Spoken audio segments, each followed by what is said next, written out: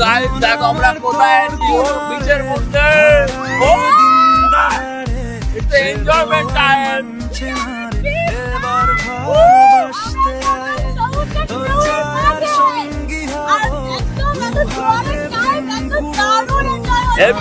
তো আমরা তো আছি হচ্ছে বিচের মধ্যে। দেখো আমি একটা স্যাকের ওপর সিঁড়িতে দাঁড়িয়ে আছি আর ও একদম জলের মধ্যেই দাঁড়িয়ে আছে।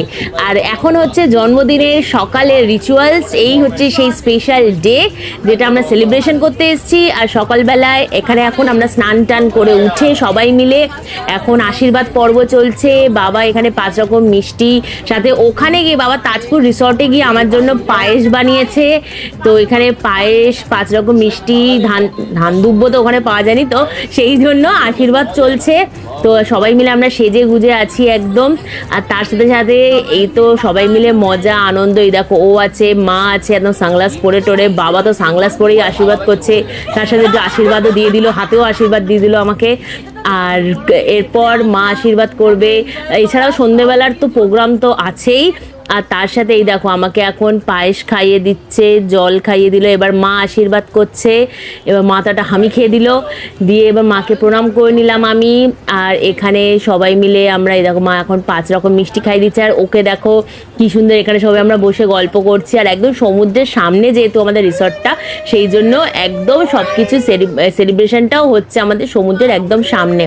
এবার ও এসে গেছে আমাকে আশীর্বাদ করার জন্য। তো আমাকে পায়েস খাইয়ে দিল, 5 রকম মিষ্টি, সব মিষ্টি থেকে আমাকে খাইয়ে দিচ্ছে। ওই দেখো কতগুলো মিষ্টি খেয়েছিলাম আমি ওই দিন।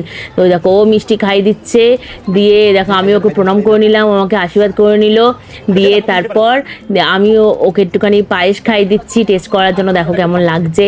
আর পায়েসটা বাবা বানিয়েছিল, তো দারুণ হয়েছিল। আমরা রিসর্টে গিয়ে পায়েস খাওয়া হয়েছিল। আর এইবার দিচ্ছে আমাকে গিফট।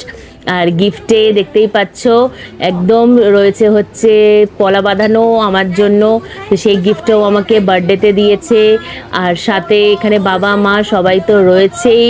তো এখানে এখন দুপুরের আরও সব খাওয়া দাওয়া আয়োজন সব তো আছেই। তার সাথে এখন চলে এসেছি আমরা সন্ধ্যেবেলার জন্য কেক কিনতে, যেহেতু আমার বার্থডে কেক, তো আমার চয়েস করতে ভালো লাগে।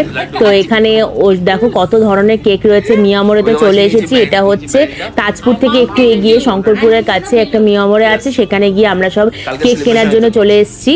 তো এখানে বিভিন্ন ধরনের কেকস রয়েছে। এছাড়া তো তোমরা জানোই মিয়ামোড়েতে কী কী পাওয়া যায়।